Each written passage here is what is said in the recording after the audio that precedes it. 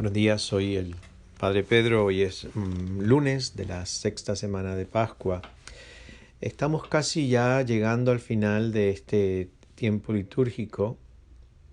El domingo que viene celebraremos la Ascensión del Señor y el siguiente, ya el 31 de mayo, creo que es domingo, pues será el domingo de la solemnidad de Pentecostés. Por lo tanto, también los textos de los Hechos de los Apóstoles que venimos escuchando hace 6 semanas van también moviéndose en el tiempo y en la historia, y eventualmente ya dejaremos de leer ese texto y entraremos en otros textos diferentes. Hoy leemos un momento clave en la historia de la expansión del Evangelio. Hay momentos claves en los Hechos de los Apóstoles. Uno de los principales es la decisión de recibir a la nueva fe a no judíos, básicamente personas de otras religiones, de otras filosofías, bautizándolos solamente, no teniendo que judaizarse primero y después cristianizarse, sino ya por el bautismo y la fe en Cristo eran miembros de este nuevo movimiento judeo-cristiano. Eso fue importantísimo, fue clave en la historia.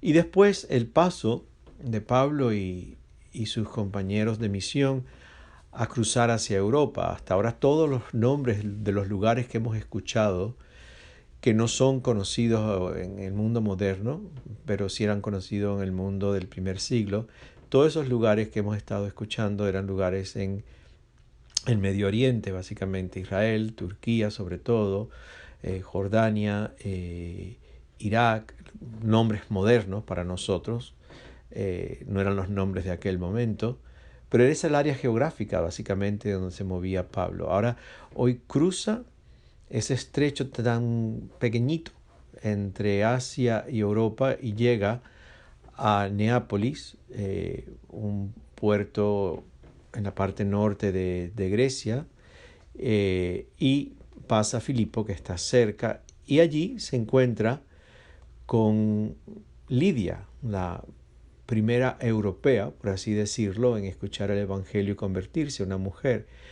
Por la descripción que da los Hechos de los Apóstoles, debe haber sido una mujer con recursos económicos, tenía su propio negocio, mujer independiente, posiblemente, de muchas formas.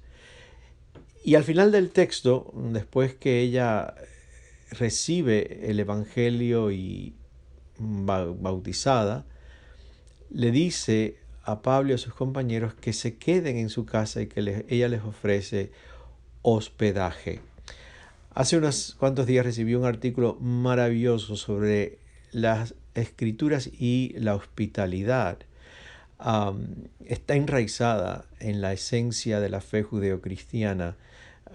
Por así decirlo, es una de las virtudes principales bíblicas, ofrecer hospitalidad a aquel o aquella que va de paso, al extranjero, a la extranjera. El mundo de la alianza, el mundo judío no concebía ser fiel a la alianza si no tenía una dimensión hospitalaria que ofrecía refugio y ofrecía un lugar de descanso, un techo y un poco de comida, cosas muy básicas en aquel momento. Nosotros a veces nos cuesta trabajo concebir nuestro mundo diferente a como es. Quizás la crisis del COVID-19 nos ha ayudado a ver que el mundo puede ser diferente, pero concebimos las cosas como que siempre han sido como son hoy, ¿no? Pues en el mundo antiguo, ¿no? Esta cuestión de hoteles, descansos en el camino, transporte, eso, nada, simplemente nada, de nada, ¿no? No existía, ¿no? El mundo viene a cambiar quizás con la electricidad. Fuera de allí, el mundo era un mundo de vela, gas y cera, ¿no? Y con lo que se iluminaba la gente. Por eso el tiempo estaba marcado siempre por la luz solar o la luz lunar.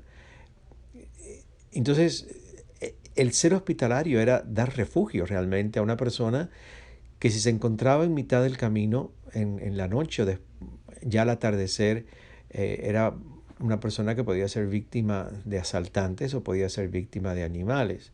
Por lo tanto, la hospitalidad era siempre una dimensión muy divina. O sea, quien era hospitalario era un hombre y una mujer que hacía lo que hacía Dios: cuidarte, protegerte, acogerte, alimentarte, sentarte a su mesa.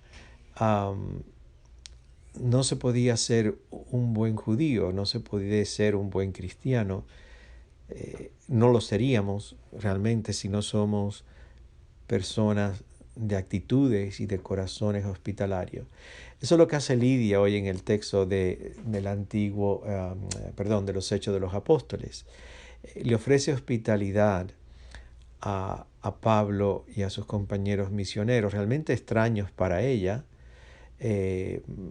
gente que iba de paso a un mundo diferente al que iban a entrar. Quizás que más familiar con ese mundo puede haber sido Pablo, más o menos, pero en realidad era un mundo desconocido para la mayoría de aquellos primeros hombres y mujeres que cruzaban Europa y entraban en una cultura y en un idioma totalmente diferente. Pablo sabemos que era bilingüe, sino trilingüe, hebreo, griego y latín, pero la mayoría de la gente no lo era, vivían en sus mundos. El viajar era inconcebible, siempre te mantenías en tu pueblo, en tu clan, en tu comunidad, y allí participabas de la misma cultura, religión, comida e idioma. Entonces, la hospitalidad de Lidia ya se manifiesta como una mujer que hace lo que hace Dios: acoge a estos hombres y les da techo y comida. Hospitalidad significa también sanar. Es un lugar donde uno se sana, de ahí viene la palabra hospital. Es el lugar donde uno busca descansar, recuperar fuerzas. Así que hoy le pedimos a Lidia, la primera europea en recibir el Evangelio. Se nos olvida que la primera cristiana del continente europeo fue una mujer. Quizás fue hospitalaria por eso, esa ternura y capacidad femenina de acoger siempre, ¿no? Así que le pedimos a ella que nos enseñe a ser hombres y mujeres de una gran hospitalidad, porque si no lo somos, seremos cualquier cosa menos cristianos.